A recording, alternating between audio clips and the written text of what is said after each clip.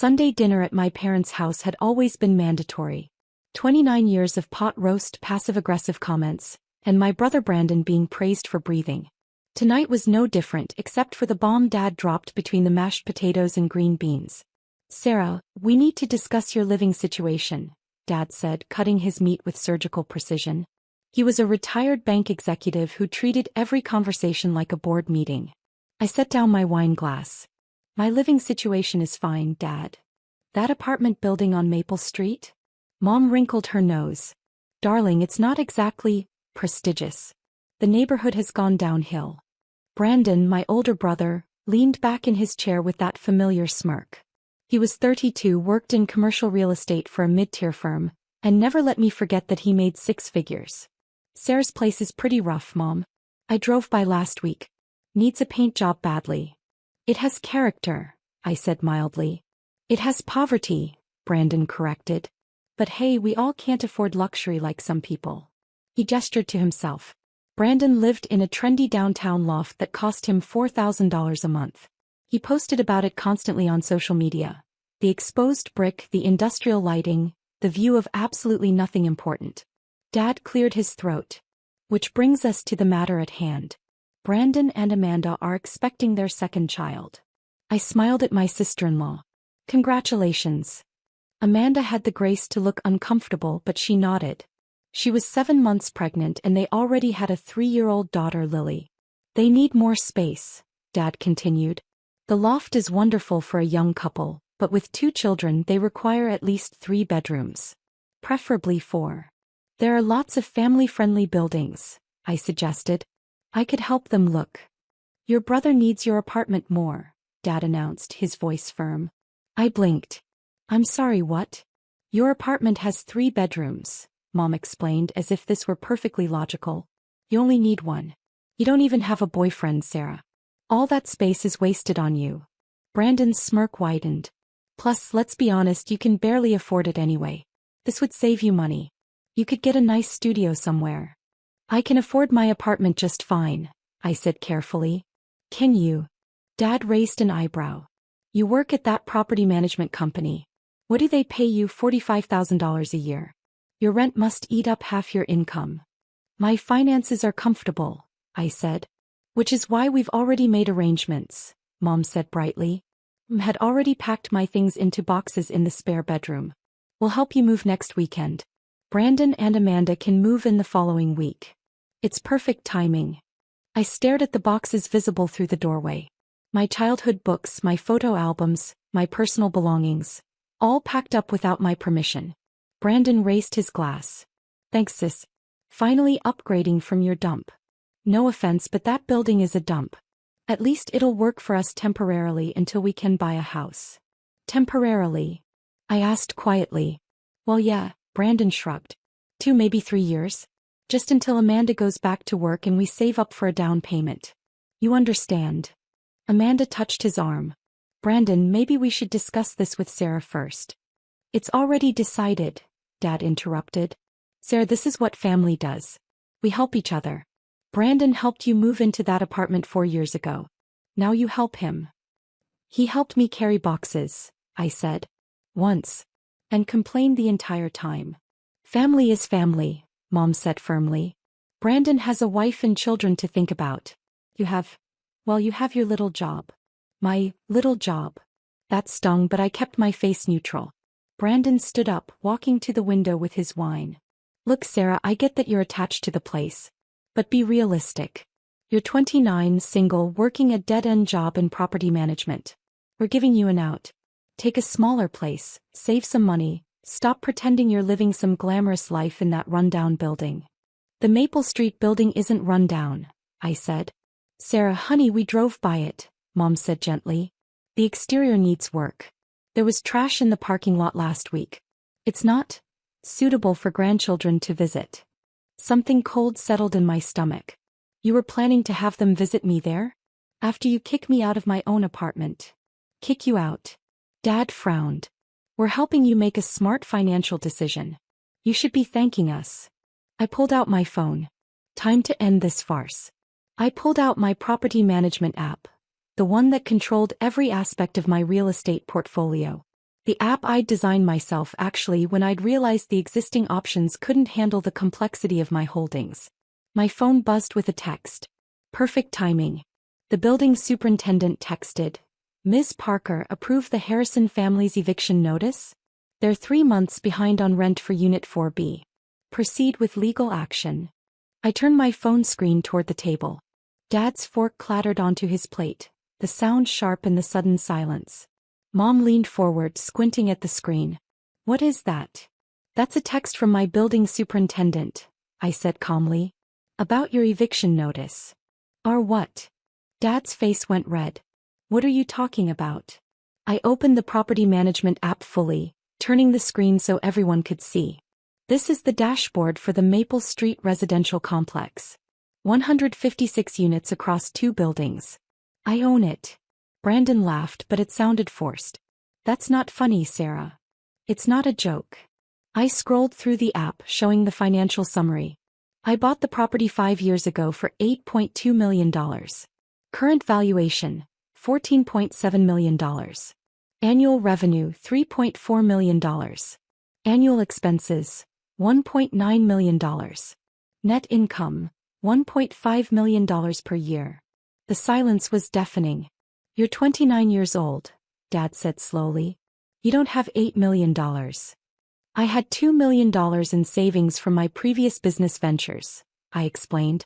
"I secured a commercial mortgage for the remaining $6.2 million. The property was undervalued because the previous owner let it deteriorate. I spent another $1.5 million on renovations over 2 years. Upgraded all the units, modernized the building systems, added security features, landscaped the grounds. Now it's one of the most desirable residential properties in the city with a 98% occupancy rate." Mom's wine glass trembled in her hand. "Previous business ventures?" "I started buying rental properties when I was 23, I said. "Single-family homes at first. I'd find undervalued properties, renovate them, rent them out. Built a portfolio of 8 homes over 3 years. Then I moved into small apartment buildings, 4-unit, 6-unit properties. I sold most of them to buy the Maple Street complex. It was a better investment. More units, better location, higher appreciation potential." Brandon's face had gone pale. "The property management company you work for." "I don't work for them," I corrected. "I own them. Parker Property Management. 53 employees. We manage $200 million in real estate assets across the state, residential, commercial, mixed use. The Maple Street complex is my personal holding. The rest belongs to various investors who pay us 8% of their rental income to manage their properties." I pulled up another screen. "Here's the tenant list for the Maple Street complex." Let me scroll down to the H. "Harrison family. Unit 4B. That's you, Mom and Dad." Dad grabbed the phone from my hand, staring at the screen like it was in a foreign language. "You've been renting from me for 3 years," I continued. "Ever since you sold your house to simplify your lifestyle. Remember? You wanted a maintenance-free condo. I offered you a 2-bedroom unit at a family discount, $1,800 a month instead of the market rate of $2,400. But, the lease we signed," Mom stammered. "It said Parker Holdings LLC. Pie Company." I took my phone back. "You never asked who owned Parker Holdings. You just assumed it was some faceless corporation." Brandon found his voice. "This is bullshit. You don't have that kind of money." I pulled up my banking app next, though I only showed the top of the screen, enough to see the account balance of $4.2 million in liquid assets. "Should I also show you the stock portfolio? Or the retirement accounts? Or maybe the trust fund I set up for myself?" Amanda made a small sound. Brandon shot her a look that said, "Shut up." "Let me get this straight," I said, my voice still calm. "You want to kick me out of my own apartment in my own building so you can live there temporarily while you save up to buy a house. Have I got that right?" "We didn't know," Mom protested. "You never said anything." "You never asked," I countered. "Every Sunday dinner, you've spent years telling me about my little job and my dead-end career. You've mocked my apartment, my car, my clothes, my choices. When exactly was I supposed to interrupt your lectures to inform you that I'm a multimillionaire?" Dad's face had gone from red to purple. "That superintendent text. The eviction notice. Oh, that's real, I confirmed. You're 3 months behind on rent. I've been letting it slide because you're family, but my property manager is getting concerned. We have a waiting list of 50 people who want units in that building. 3 months. Brandon looked at Dad. You said you were paying rent. We had some unexpected expenses, Dad muttered. You had a trip to Europe last month, I said. I saw the photos on Facebook. Meanwhile, you're not paying rent on the apartment you're trying to give to my brother. The same apartment that's mine. Mom started crying. We didn't know, Sarah. We truly didn't know. Why didn't you tell us? Dad demanded, recovering some of his authority. What kind of daughter hides her success from her family? The kind whose family never believed in her, I said. Do you remember when I told you I wanted to study business and real estate? You said it was a waste of time. You told me to get a real degree like Brandon's in finance. Brandon shifted uncomfortably. When I bought my first rental property at 23, I invited you all over to celebrate. You came for 10 minutes, told me I was being reckless, and left early to go to Brandon's work promotion party. That was different, Mom started. When I started my property management company, I asked Dad to look at my business plan. You know what you said? I looked at my father. You said, when you're ready to do something serious, let me know. You never looked at a single page. The silence stretched out, broken only by Mom's quiet sniffling. So to answer your question, I continued, I stopped telling you about my success because you made it clear you weren't interested. You were interested in Brandon's success. His 6-figure salary, his downtown loft, his perfect wife and perfect child. I was just Sarah with her little job. Brandon slammed his hand on the table. This is ridiculous. Fine, you have money. Congratulations. That doesn't change the fact that Amanda and I need more space. You're right, I said. You do need more space. Let me help you with that. His eyes lit up with hope. I have a 3-bedroom unit available on the 4th floor, I continued. Beautiful views, updated kitchen, 2 full bathrooms. Market rate is $3,200 a month. For you as family, I'll charge $2,800. That's more than my loft costs. Brandon protested. Yes, but you'll have the space you need for 2 children, I said reasonably. Of course, you'll need to pass the credit check and background check like any other tenant.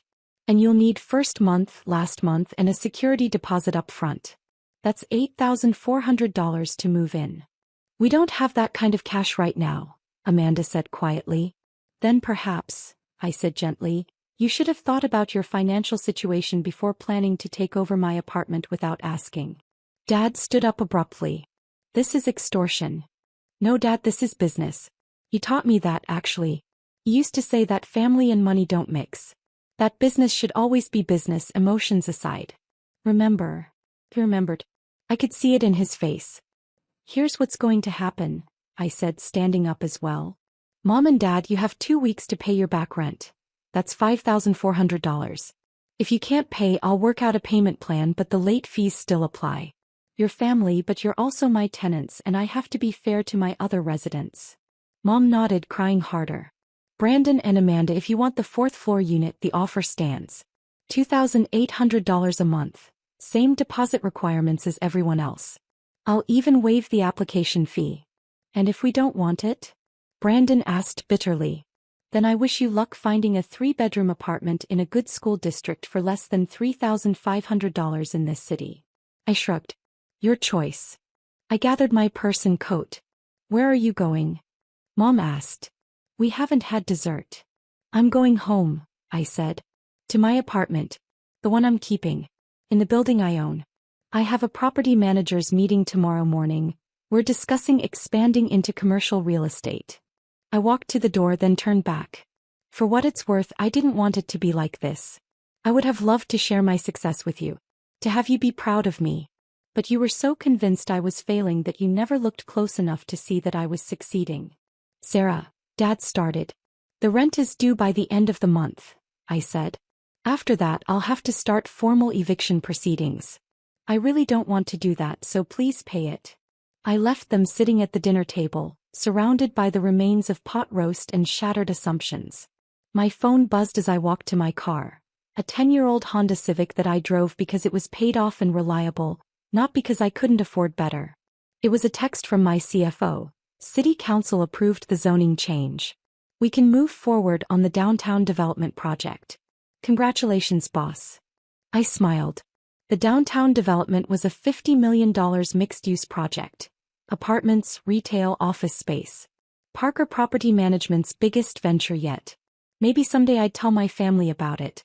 But probably not at Sunday dinner. I drove back to my apartment, the penthouse unit I'd designed myself when I renovated the building. 3,000 square feet, floor-to-ceiling windows, custom kitchen. My sanctuary. As I pulled into my private parking spot, my phone rang. It was Brandon. What? I answered. I'm sorry. His voice was small. I didn't know. I know you didn't. That was the point. I've been an asshole. Yes, you have. A long pause. Is the fourth floor unit really available? It is. But Brandon, if you move in, you're my tenant. Not my brother who gets special treatment. You pay on time, you follow the rules, or you're out. Can you handle that? I think I need to. He sounded defeated. Amanda's right. We can't afford my loft with 2 kids. And your building is actually in a better school district. Send me an application by Wednesday, I said. I'll review it like I would anyone else's. Thank you, Sarah. Don't thank me. Just be a good tenant. I hung up and rode the elevator to the top floor, looking out over the city I'd quietly conquered while my family wasn't paying attention. Tomorrow I'd deal with the downtown development. Tonight I'd enjoy the view from my dump of an apartment. Some upgrades, I thought with a smile, are invisible until you're paying attention.